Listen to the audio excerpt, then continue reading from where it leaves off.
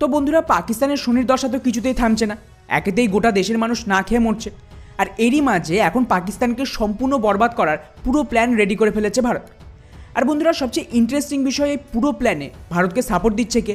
পাকিস্তানের পুরনো বন্ধু আফগান তালিবান, যাদের ক্ষমতায় আসতেই পাকিস্তান, বাংলাদেশ এই সমস্ত দেশে সেলিব্রেশন হচ্ছিল যে এবার তো ভারতের সমস্ত ইনভেস্টমেন্ট শেষ, তালিবান কাশ্মীরে অ্যাটাক করবে, আরও কত কিছু। কিন্তু আশ্চর্যের বিষয়, এখন তালিবান ডিরেক্টলি ভারতের সাথে হাত মিলিয়ে পাকিস্তানের বিরুদ্ধে এই ধরনের অ্যাকশন নিচ্ছে, যা কিন্তু গোটা পাকিস্তানকে বরবাদ করার ক্ষমতা রাখে। আর স্বাভাবিকভাবেই পাকিস্তানও তো চুপচাপ বসে নেই। এই খবর সামনে আসতে না আসতেই ওদের দেশেও কিন্তু হইচই ফেলে দিয়েছে।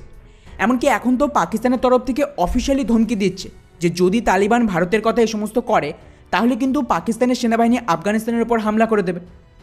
এবার এখানে ডেফিনেটলি আপনাদের মাথায় প্রশ্ন আসছে যে ভাই, ভারত আর তালিবান কী এমন করেছে যে পাকিস্তানের সেনাবাহিনী সোজা যুদ্ধের ধমকি দিচ্ছে?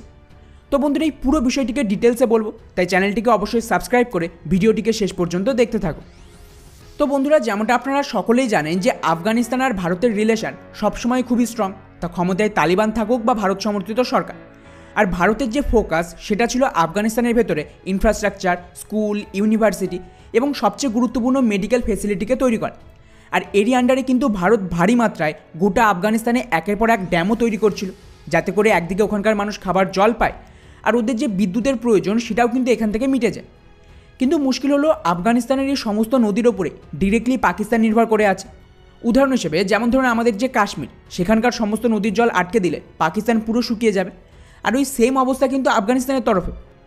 আর এর মধ্যেই একটা নদী খুবই গুরুত্বপূর্ণ, যার নাম কুনার রিভার। এই ম্যাপটা দেখুন, এটা হলো ওই কুনার রিভার, যা কাবুল রিভারের সাথে মিশেছে। আর এই রিভারের মেজরিটি জল কোথায় যায়? ডিরেক্টলি পাকিস্তান। আর তার উপরেই কিন্তু পাকিস্তানের ইসলামাবাদ হোক বা আফগানিস্তানের সীমান্তে যত বড় বড় শহর রয়েছে সেই সমস্ত কিছু টিকে রয়েছে। আর এদিকে যে মেজরিটি চাষাবাদ হয় বা খাওয়ার জল, সবটাই আসে কিন্তু এই নদী বা এই নদী সংলগ্ন রিভার থেকে। এবার এখানে আপনারা কিছুক্ষণের জন্য কল্পনা করুন যে পাকিস্তানের এই যে লাইফ লাইন সেটাই যদি বন্ধ হয়ে যায় এবং আগামী 5 থেকে 7 বছর ঠিক মতন জল না আসলে পাকিস্তানের সমস্ত বড় বড় শহরে চাষের জমি পুরো বরবাদ হয়ে যাবে। আর শুধু তাই নয়, যখন অতিরিক্ত বৃষ্টি হবে সেই সময় যদি আফগানিস্তান জল ছেড়ে দেয় তাহলে তো পুরো পাকিস্তান বন্যায় ভেসে যাবে। তাই পাকিস্তানের কিন্তু শুরু থেকেই ভয় ছিল এই নদীকে নিয়ে, যেন কোনো প্রকারে আফগানিস্তান এই নদীর ওপর কোনো রকম বাঁধ তৈরি করতে না পারে। আর এখানেই ভারত আঘাত করেছে। ভারতের তরফ থেকে আজ থেকে বহু বছর আগে, মোটামুটি সাল 2015 সালে আমাদের প্রধানমন্ত্রী আফগানিস্তানের তৎকালীন সরকারকে অফার করে যে আমরা এখানে ইনভেস্টমেন্ট করতে রাজি আছি এবং আফগানিস্তান যদি চায় তাহলে ভারত কিন্তু এখানে ড্যাম বানিয়ে দেবে। কারণ এই ড্যামকে তৈরি করতে প্রচুর খরচ, যা আফগানিস্তান কোনোভাবে অ্যাফোর্ড করতে পারবে না। কিন্তু স্বাভাবিকভাবেই সেই সময়ে পাকিস্তান আর আমেরিকার যে রিলেশন সেটা ভালো ছিল। তাই পাকিস্তান কী করে, সেই সময় আমেরিকার সাহায্যে প্রেশার তৈরি করে আফগানিস্তানের সরকারের ওপর এবং ওদের সরকারকে বাধ্য করে যেন এই প্রজেক্ট বন্ধ করা হয়। কিন্তু ইন্টারেস্টিং বিষয় হলো, এখন তালিবান ক্ষমতায় আসতে এই পুরো খেলা ঘুরে গেছে। এই রিপোর্টটা দেখুন, আফগানিস্তানের মিডিয়ার দাবি অনুযায়ী তালিবান এখন এই কুনার নদীর ওপর ড্যাম বানানোর সিদ্ধান্ত নিয়েছে, যাকে গোটা আফগানিস্তানের পপুলেশন সাপোর্ট দিচ্ছে। আর বলা হচ্ছে যে এর জন্য ভারতের সাথে তালিবান নেগোসিয়েশনও করছে এবং খুব তাড়াতাড়ি সিদ্ধান্ত নেওয়া হবে। আর এই ডিলের টাইমিংটা খুবই গুরুত্বপূর্ণ। একদিকে পাকিস্তান আফগানদের নিজের দেশ থেকে তাড়াচ্ছে, ওদেরকে মেরে অত্যাচার করে লুট করছে। ঠিক সেই মুহূর্তেই ওদিকে তালিবান নিজেদের মাস্টার স্ট্রোক চলেছে, যা পাকিস্তানের জন্য নিউক্লিয়ার হামলার সমান। আর স্বাভাবিকভাবেই পাকিস্তানের তরফ থেকেও এর বিরোধিতা শুরু হয়ে গেছে। এই রিপোর্টটা দেখুন, পাকিস্তান খোলাখুলি ধমকি দিয়েছে যে যদি এই প্রজেক্ট শুরু হয় তাহলে কিন্তু পাকিস্তানের সেনা আফগানিস্তানের উপর হামলা করে দেবে এবং এর কারণে নতুন করে এই রিজনে একটা যুদ্ধ শুরু হবে।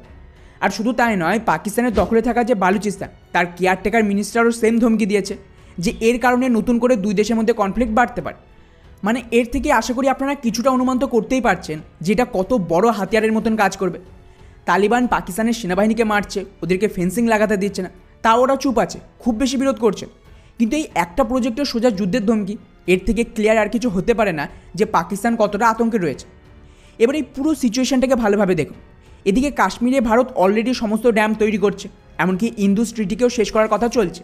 ওদিকে আফগানিস্তানও সেম কাজ করছে। এবারে জাস্ট ভাবুন যে দুই দেশ একসাথে পাকিস্তানের জল আটকে দিলে পাকিস্তানের কী অবস্থা হবে। আর বর্ষায় যদি এই দুই দেশ একসাথে জল ছেড়ে দেয় তাহলে পাকিস্তান যে কোথায় ডুবে যাবে খুঁজে পাওয়া মুশকিল। অর্থাৎ নিউক্লিয়ার হামলার থেকেও খতরনাক অস্ত্র হলো এই ড্যাম। আর যেভাবে গোটা আফগানিস্তানের লোকজন পাকিস্তানকে ঘৃণা করে এবং ভারতের ব্যাপক সমর্থক, তাতে আপনাদের মনে হয় যে এই ড্যাম তৈরি হলে তালিবান পাকিস্তানকে বাঁচতে দেবে? ডেফিনেটলি এই ড্যামের সাহায্যে তালিবান কন্টিনিউয়াসলি পাকিস্তানকে ব্ল্যাকমেলিং করবে।